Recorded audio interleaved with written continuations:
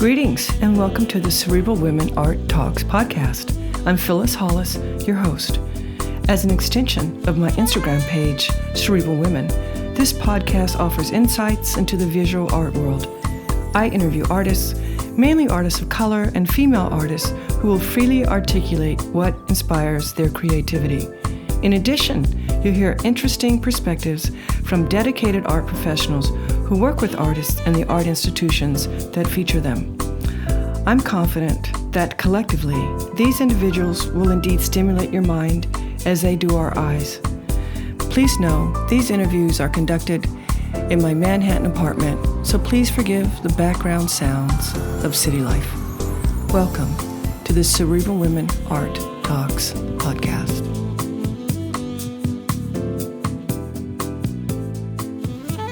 In this episode, I feature Brooklyn-based artist Francks Francois Deceus.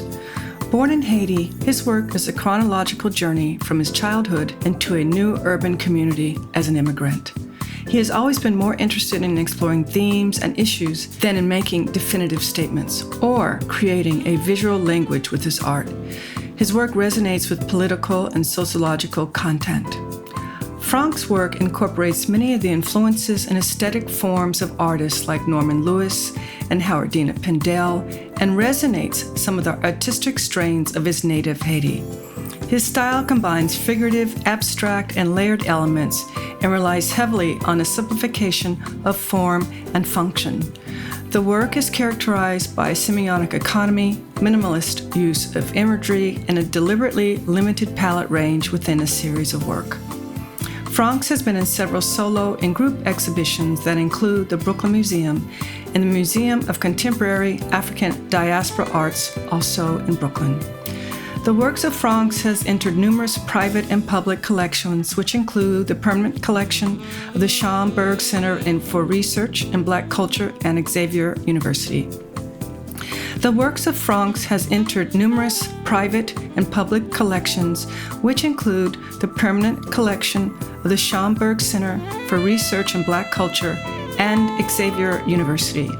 He has also been featured in publications such as the International Revue of African American Art and The Village Voice. Please enjoy this episode of the Cerebral Women Art Talks podcast featuring Francks Francois Deceus. Francks, thank you so much for joining me today on my Cerebral Women Art Talks podcast. Thanks for having me. It's my pleasure. We have lots to talk about. Yes. Share with us, when in your life did you recognize or realize your artistic passion? Well, I think it's a cross between artistic passion and artistic abilities. Artistic ability is something that I can trace back well into my childhood. Probably one of my earliest childhood memories was my ability to write very fluid letters and script compared to my siblings who were struggling to do the same thing. So I've always had this ability to kind of have an idea and then recreate it on paper. And if I could look at a face and recreate it on paper. Though it wasn't very good, but still I was doing stuff that was older kids couldn't do. So there was definitely something there very early on that drew me to it, that drew me to art and just creating and doodling. I remember doing things like Star Trek, the Starship Enterprise, and creating little scenes and all kinds of stuff. So it's something that has always been there in terms of interest and chronologically moved forward to the point where I was old enough to kind of really now apply ability and process and conceptualization. And then I think later on is when I can actually start to try to claim the title of artist, because it is a very big title, even though it's just a small word. Art is just a three-letter word, but still the title of artist is like something that you kind of can't just at least the way I view it. It's not something you can just claim. You kind of have to develop into it. And so that took much longer, much longer. And realizing that this was a title you had to deserve, did you put pressure on yourself in the early stages? No, because a lot of it is it's still fun. And I think that's a big part of it.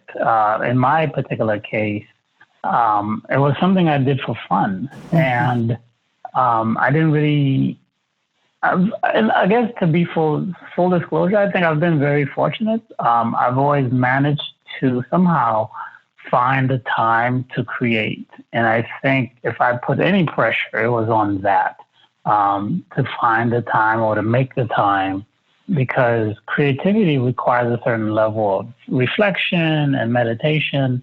And without that, at least for my process, I really have to think about what I'm trying to say and how I'm going to say it.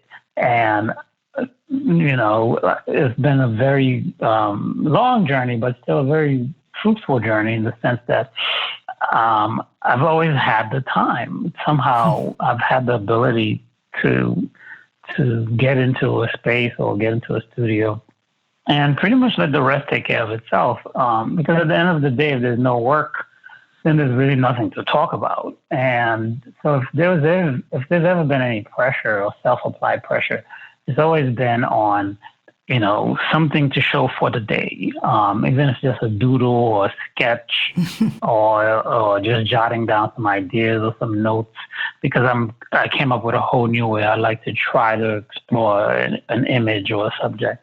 And so before I forget it, or before I forget the feeling, because that's another part of it too, is that inspiration doesn't always come. And then when it comes, it doesn't always stay. And so getting to that inspiration in a time when I can still use it has been a big blessing in my process, because I've somehow managed to find the time to create, find the time to produce.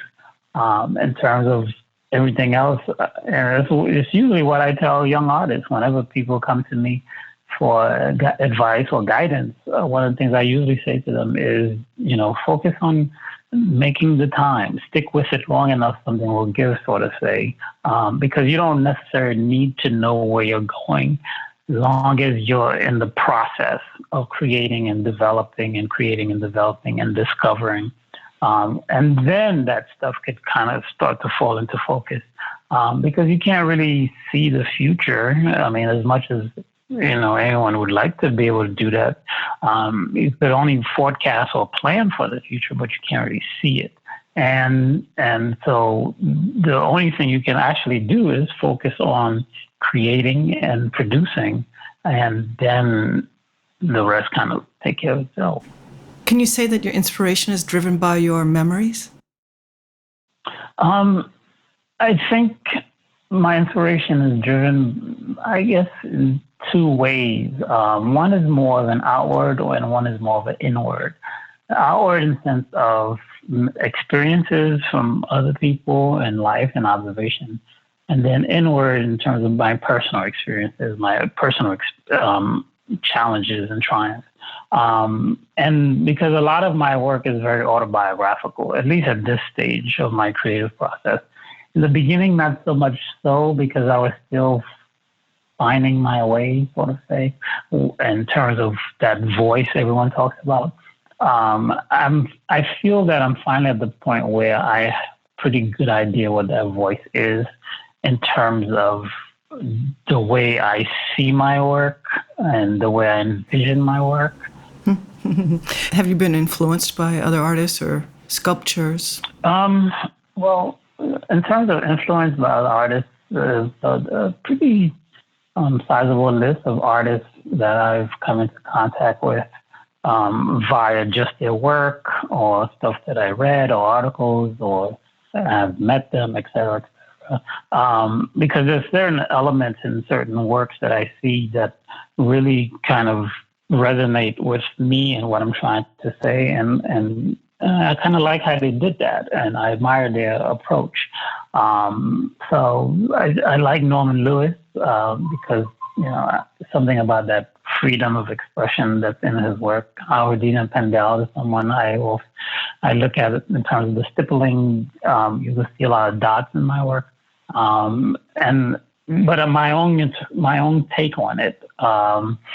More recently, I would say people like Theaster Gates, because he also has a series of works dealing with the fire hose, and my current work has this element of the fire hose in it.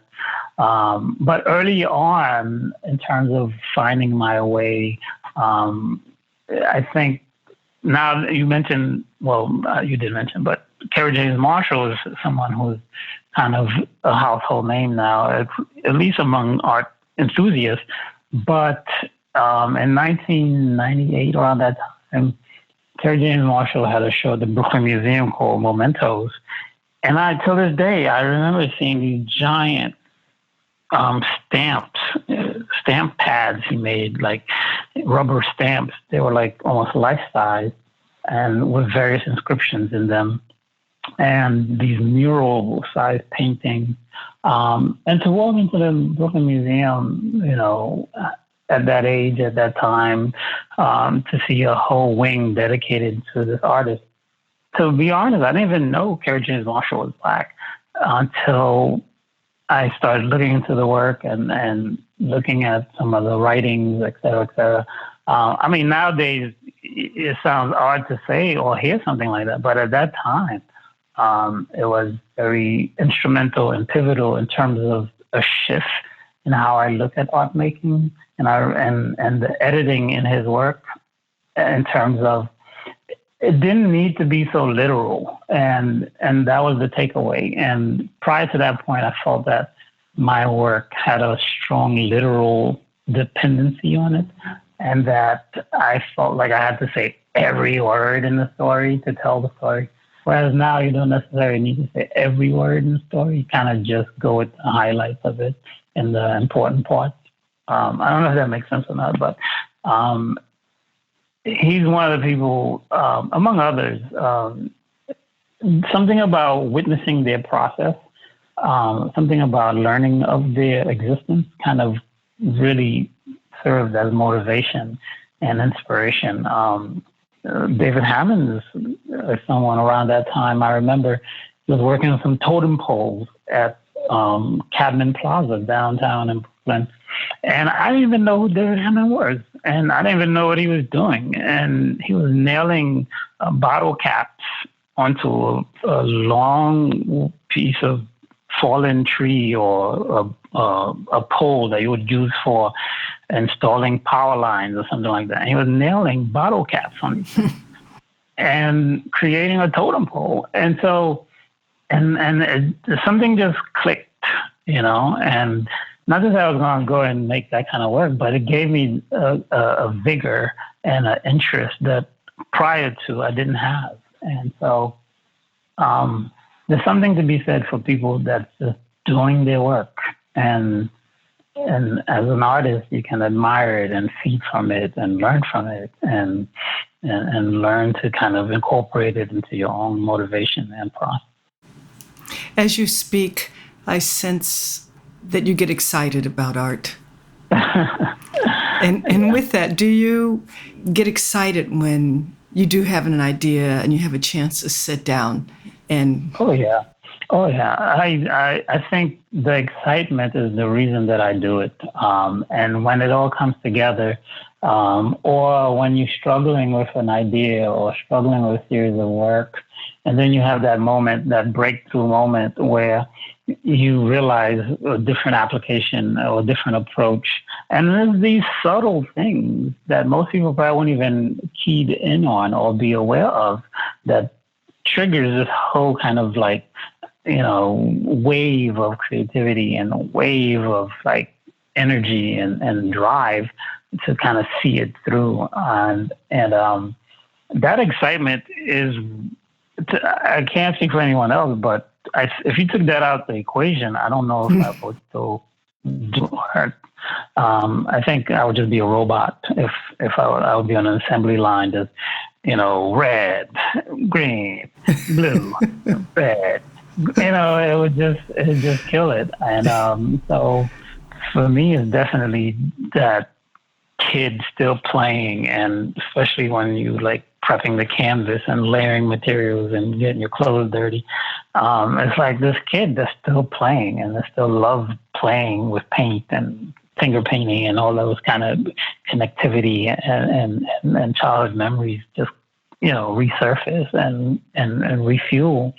And so, again, I can't speak for everyone, but most artists I know are typically pretty excited when they just make that moment or that breakthrough moment where they, the idea and image come together, and it's like, wow, that just happened. You have this moment of still, it's like, wow, it doesn't always happen, and it doesn't happen with every piece, but typically for me, when I start a new series, it's kind of like how it starts, pushing myself, pushing my aesthetic boundaries. And because your aesthetics are a big part of your art in terms of, all right, can I accept this as my art? And so finding ways to accept new aesthetics is probably one of the biggest hurdles I had to travel as an artist, because I was so set in my ways. And once I let those go, then I started making the leaps and the bounds and to what my work is, what it is today. Do you ever think about your audience when you're creating? I think about my audience maybe 25% of the time. But I don't really, because my audience is, some people say the audience haven't even been born yet, I don't want to say anything like that. But in some cases that is true, because I'm so busy and entrenched in the process that that's not the primary motive. The primary motive is to execute and to say clearly what I'm trying to say. But more so, if there's an audience that I cater to, it's the opinions of other artists.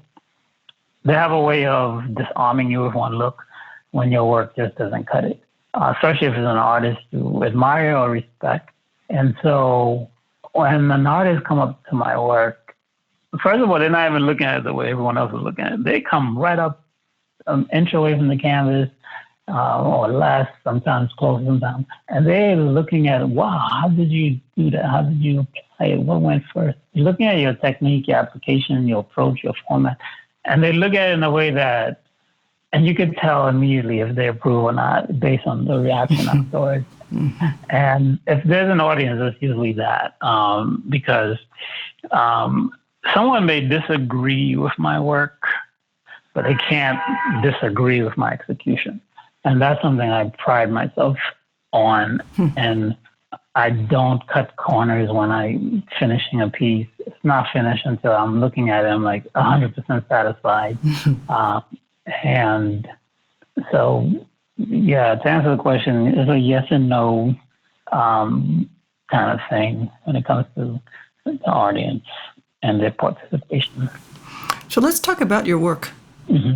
Some of it's figurative, some of it's abstract. Yeah. What's the inspiration to one day say, oh, I want to draw these figures, and then another day to just let it go and create abstract?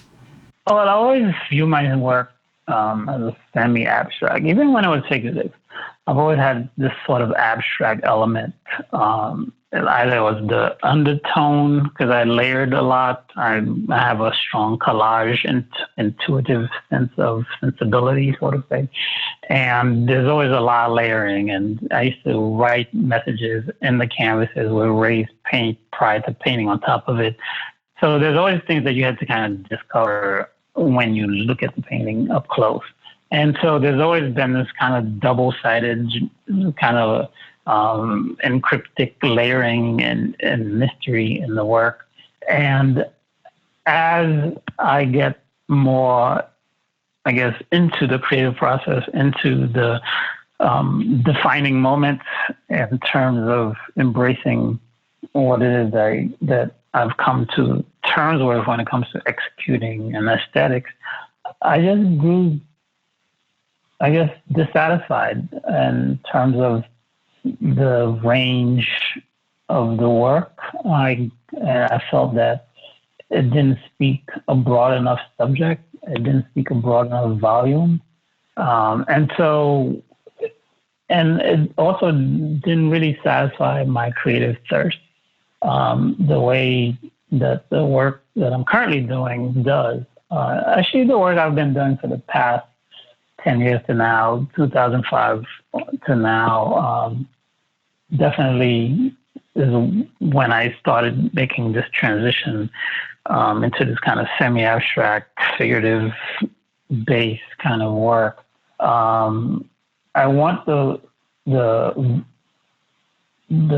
I guess the depth of the work to be translated in another format, opposing to just narrating a direct statement. And I think that was the issue with the departure from figurative to this kind of semi-abstract base, is that I wanted the work to speak to you in another way, opposing to just one statement. I wanted multiple statements, or I wanted room for multiple statements and multiple interpretations. And because I'm telling a full story, and it's a beginning, a middle, and an end. And in the center of that story is my own personal experiences and through my lens.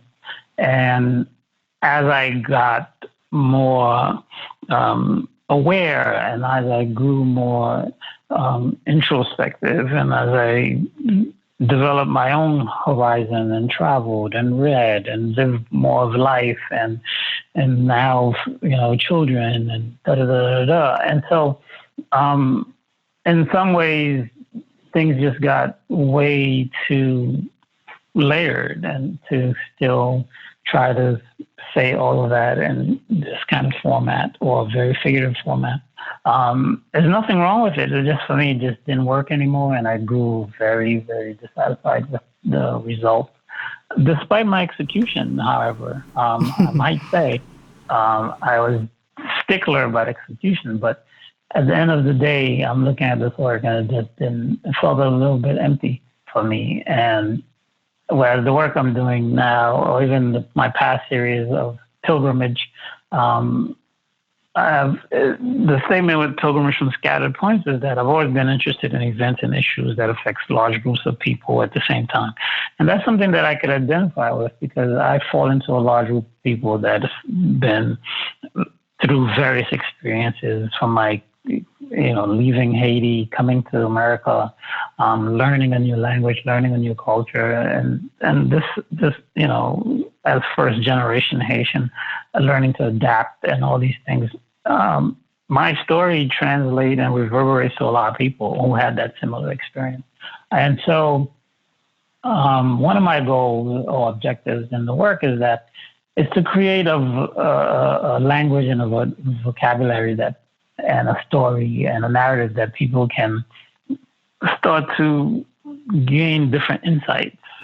And through those insights, start to have a different sense of awareness and caring. I think when people learn and know about something or someone or another culture or whatever, the more they know, then the more they're likely to respect it, and the more they're likely to defend it. And so there's a lot of these kind of didactic meanings in the work that I'm not trying to necessarily overtly say, but they fall into play in a way that it couldn't before, when the work was, at least that was my take. I felt like there's so much I wanted to say, and I wasn't able to say it if I stayed with that format. Interesting. How do you feel the current environment with the virus, with COVID, how do you feel that'll impact your work? And how are you doing? Well, I'm doing okay. Just trying to stay out of the fray, as everyone is. I have young children, so homeschooling was a bit of a challenge. It's just so different. The attention span, the lack of socialization. You wonder if the information is even sinking in, or is it just bouncing off their heads and falling on the television? And so learning to cope and focusing on the things I can't see. And I say that meaning that I have to focus on tomorrow, even though I can't see it, because we know what's happening today, but what's happening tomorrow, and figuring out how to get there. And by default, painting and studio practice is like the perfect antidote for social distancing, because in a lot of ways, most people who paint or sculpt or create whatever, requires a certain amount of time in isolation to themselves or within the studio, if they have assistants or not, I don't know. But still, you need so much time to put everything together, formatting and creating and executing, that it's the perfect thing in some ways, because now there is no excuse. I might as well go because I'm not doing anything else anyway. That could get tiresome for some, I guess, but in my case, my schedule is really all over the place. As I stated, or didn't state, that my children's mom is a nurse at a local hospital here in Brooklyn. And during the peak of the COVID, she was in a COVID unit working a midnight shift from 12 noon to 12 midnight. I think that was the shift, but it varied. And so she would come home and, the kids would want to, when she came during the day, they would want to meet and greet at the door. And it was very, very unsettling because you don't know, you just don't know. Yeah. Yeah. Right. And so the real life of it has been a challenge. It's a double whammy because she and I are not really together, and we live in separate residences. And so it's a lot of navigating and negotiating and scheduling and planning. And, but it's reassuring to know that everyone is going through something, and everyone is trying to figure out a way to cope with what's happening. And so you're not alone in this, and you can find solace in that and reach out to folks and say, hey, how's it going on your end? And so the whole thing in creating art and dealing with COVID and this time we're in, this political climate, the Black Lives Matter movement, and so there's just so much going on. And oddly enough, there's always been a lot going on. Maybe now a little more than others in terms of time period, but the primary difference now is that I'm the adult in the equation. Yes. And when I was a kid, it was my parents' worries and their stress, and they're figuring it out. And my father left Haiti without my mother and the rest of my brothers, and was living on his own here and trying to establish himself, and then eventually sent for my mother, and then eventually sent for the rest of us. So it was about a 5-7 year period that whole transition thing happened. So I say that to say that there's always something going on. People will have to deal with something. And so the focus for me, or the way I'm able to cope, is to focus on the things that I can't see, and that is the tomorrows, and trying to find a way to make it to tomorrow and write it out, Yeah. It's been great talking to you.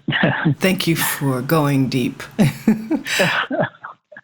You shared with us, we have, an artist, what life is like, and, issues of getting inspired, issues in having your space. All of these, I think, are challenges that all artists confront, but differently. So what do you feel, this is our last question, what do you feel is your role as an artist? What do I feel is my role as an artist? Well, I think that, every artist kind of take very different approaches in terms of their level of responsibility to their art, their environment, their people, their whatever. Some people really go to bat for it, and some people couldn't care less. But for me, I think it's important that I do work that really foster a good sense of consciousness and awareness, and trying to create a platform where people can actually have difficult conversations, so that they can actually gather real information from about other people. I think it's important. I think that's what's important about the work I'm doing now, is that it's a very kind of indirect way of really bringing up some, very dark subjects, especially in this country. It has a particular brand of, history that's uncanny to anywhere else. There's overlaps, yeah, but still the politics and the pathology of race in this country is very different than it is in a lot of other places. And so my responsibility is to kind of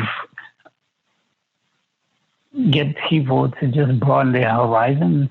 And one of the ways that can happen is when people start to think differently and process different information that's outside of their norm, outside of their immediate, outside of their comfort zone, outside of their own community, and really start to understand from a real perspective what it means to be other and what it means to be a minority or whatever it is. And so I didn't set off initially to even tackle that many subjects or that that approach. It's just as you become more aware, as you become more conscious or responsible or more adult or whatever it is, you start to realize that we all have to do our little part to leave the world a better place. And it can be something as simple as establishing a platform for meaningful discourse. And it's going to take, a critical mass of people to actually effectuate real change in any issue. And that critical mass starts with small steps and one conversation at a time and one positive interaction at a time. And, as they say, one vote counts, sort of say. So every positive action that can take place can actually lead to very positive results. So I hope to use my art as this kind of cannon to shoot this kind of message in terms of promoting,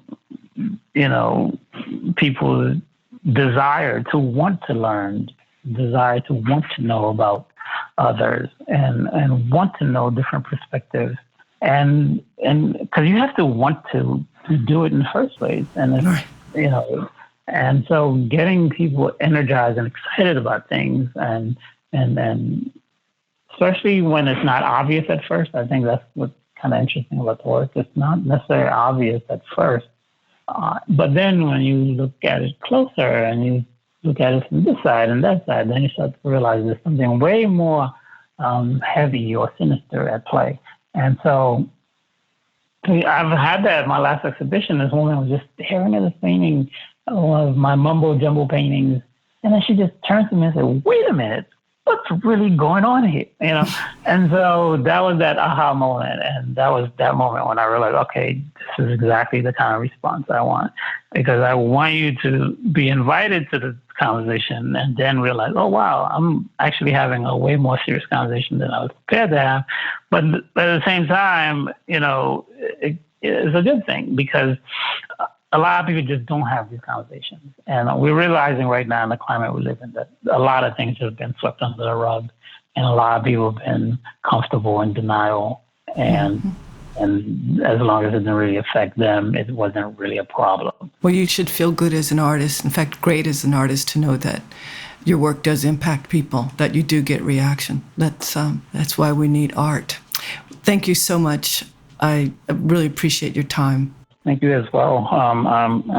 I appreciate the opportunity to voice my opinion, and don't often and always get to do that. But whenever I do, I cherish it. So thank you, Rebecca. Thank you very much. Take care. Okay. All right, you too.